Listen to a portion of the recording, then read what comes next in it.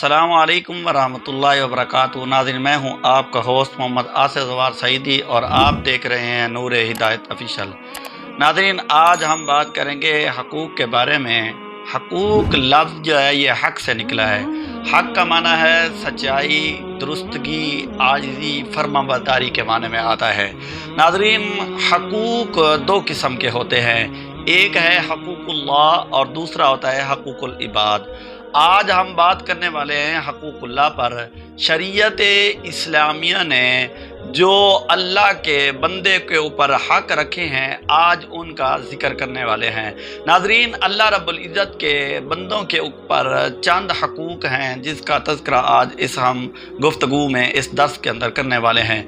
नाज़रीन, पहला अल्लाह रब्बुल इज़्ज़त का जो बंदे पर हक़ है वो ये है कि बंदा उस वाहदहू ला शरीक का कलमा पढ़कर ईमान लाए, उस पर यकीन करे। और दूसरा ये है कि उस वाहदहू ला शरीक को एक माने, उसके साथ किसी को शरीक ना ठहराए। और तीसरा ये है कि उसके भेजे हुए जितने भी पैगंबर हैं, 1,24,000 कौमों पेश, सबका इकरार करे, इनकार किसी का ना करे। अगर इनकार करेगा तो गुमराही में चला जाएगा, हत्ता कि कुफ्र के करीब चला जाएगा। और चौथा ये है कि उसने जितने भी पैगंबरों पर सहीफ़े उतारे हैं और जितने भी किताबें उतारी हैं वो बरहक हैं, उनका यकीन करना, उनको मानना भी हकूक़ुल्लाह में शुमार होता है। और उसके अलावा आगे जो अल्लाह रब्बुल इज़्ज़त ने इंसान पर बेशुमार एहसानात नेमतें अता फरमाई हैं, उसका शुक्र अदा करना ये भी हकूक़ुल्लाह में शुमार होता है।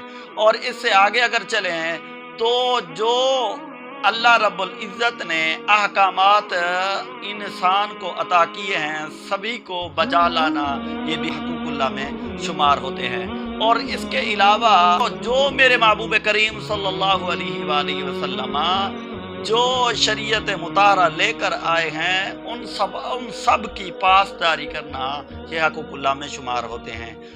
इबादत करना ये इंसान पर ज़रूरी है और ये भी हकूक़ुल्लाह में शुमार होती है।